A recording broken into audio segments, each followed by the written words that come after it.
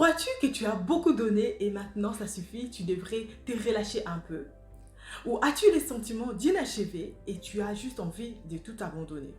Ou alors même que tu as déjà abandonné? Bonjour, je m'appelle Esther Conan, je suis enfant de Dieu comme toi, du moins j'espère que tu l'es. Aujourd'hui, j'aimerais nous encourager à ne point se relâcher. Peu importe les domaines que tu es, où tu te trouves, dis-toi que après ce message, tu vas décider de ne point se relâcher. Pour bien continuer, j'aimerais que nous puissions définir ensemble se relâcher. Se relâcher, c'est devenir plus lâche, devenir moins rigoureux. Synonyme, faiblir, fléchir, fléchir qui signifie c'est de perdre sa force. Nous voyons déjà, rien que par les dictionnaires, c'est que le monde a voulu nous faire croire que se relâcher un peu, ça fait du bien, comme ça tu vas reprendre d'autres inspirations. Que ici, selon le dictionnaire Robert, nous voyons que déjà se relâcher, c'est perdre sa force. C'est faible, c'est devenir faible. Et je refuse cela au nom de Jésus, pour toi et pour moi. Alléluia.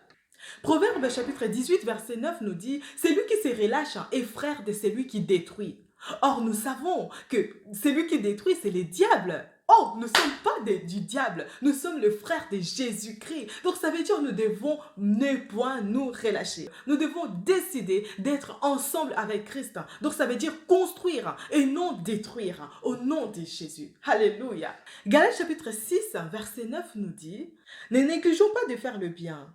Nous moissonnerons au moment convenable si nous nous relâchons pas. » Ici, l'apôtre Paul nous encourage à faire du bien, à continuer. Donc la bonne chose que tu as l'habitude de faire, ne t'arrête pas. Même si les résultats ne semblent pas être comme tu aurais voulu, même si les gens ne sont pas reconnaissants, tu le fais pour Dieu. Continue à faire la bonne chose que tu fais. Continue à faire la bonne part que ce que tu as l'habitude de faire. Ne laisse pas les gens qui sont ingrats te détourner de la vision de Dieu. La Bible nous dit de continuer à faire du bien, de ne point se relâcher. Même dans l'éducation de tes enfants, même si tes enfants ne sont pas ce que tu aurais voulu, même si tes enfants semblent ne pas écouter, continue à leur faire du bien. Continue à persévérer dans cette éducation. Continue. Dans tous les domaines, il faudrait continuer. Ça, c'est ce que l'apôtre Paul nous dit. Tu as l'habitude de servir les gens, de faire à manger, de rendre visite aux gens.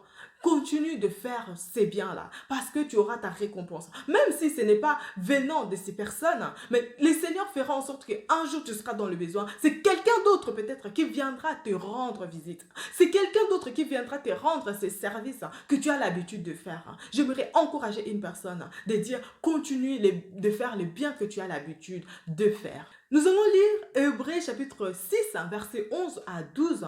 La Bible nous dit « Et nous désirons que chacun de vous fasse preuve du même zèle pour conserver jusqu'à la fin une pleine espérance.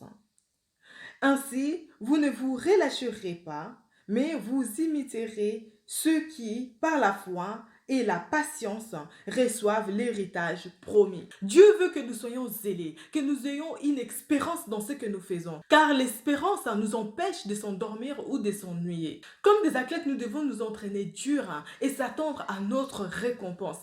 Et lorsque nous perdons de vue cette récompense, c'est là même que ça devient difficile. Je prends mon exemple, je suis à ma dernière année d'assistance sociale et je dois faire un travail de fin d'études. Et lorsque j'ai commencé mon stage, en parallèle, je faisais aussi mon travail de fin d'études. Je l'avais déjà entamé et tout.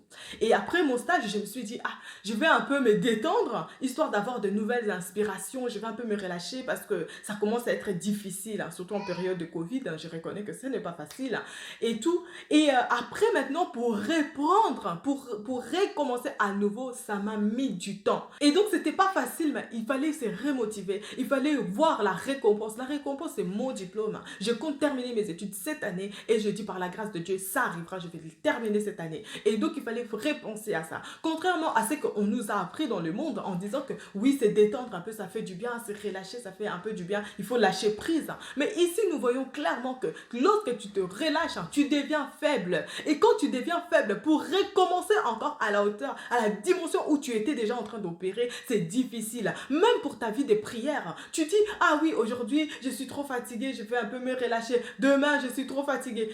Et puis, ainsi de suite. Après, pour revenir encore à la dimension où tu étais, tu vas voir que ça devient compliqué. La fatigue, encore, ça va. Mais les péchés, c'est ça. Tu dis, ah, je vais juste faire un peu. Je vais juste mentir un peu. Je vais juste un peu. Mais c'est un peu là que tu fais là. C'est ça qui te met down. C'est ça qui va te mettre par terre. C'est ça qui va t'affaiblir.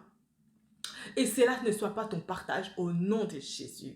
Ecclésiaste chapitre 1, verset 8 nous dit que nous devons être toujours en mouvement. Le Seigneur attend à ce que tu sois en mouvement, que tu ne lâches rien du tout. Tu dis par exemple, mon objectif pour mon mariage, que ce soit un couple ou un foyer de romance où on sent l'amour de Dieu dépendre. Ne te relâche pas. Donc ça veut dire que tu dois faire en sorte que tu puisses entretenir cela. Ne te relâche pas. Même dans ton église, dans les services dans lesquels tu opères, que tu exerces ton ministère, ne te relâche pas. Même dans de petites choses. Comme si tu as décidé de faire des courtes vidéos comme moi, comme ça, et que tu puisses exhorter les gens de faire du bien. Ne te relâche pas. Ne laisse pas un jour que tu avais fixé passer sans que tu puisses poster. Donc c'est comme ça. Tu prends une décision et ne te relâche pas. Parce qu'il suffit juste, tu dis, ah, je vais un peu me détendre, je vais un peu relâcher, je vais un peu, et les diables profitent pour te nuire. Ils profitent pour détruire. Nous sommes de Christ. Nous voulons aller de gloire en gloire. Nous voulons persévérer au nom de Jésus. Mets en commentaire si tu as un domaine que tu aimerais ne point se relâcher, où tu sens les désirs d'abandon et que tu as décidé de ne pas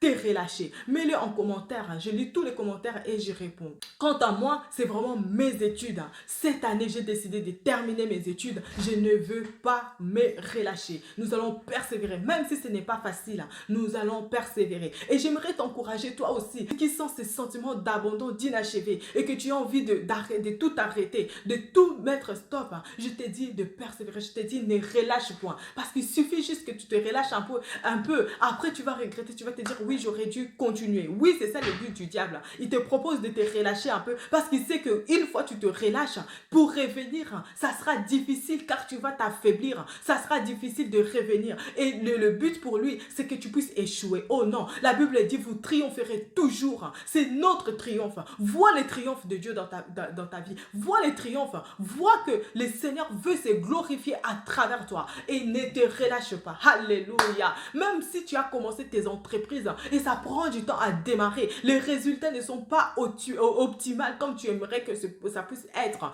Oh, je t'encourage de continuer. Ne te relâche pas dans ton commerce, dans tes champs, dans tout ce que tu as décidé de faire, de mettre en place. Ne te relâche pas, même si tu vois que le résultat ne ressemble pas à ce que tu aurais voulu. Ne te relâche pas au nom de Jésus. Alléluia.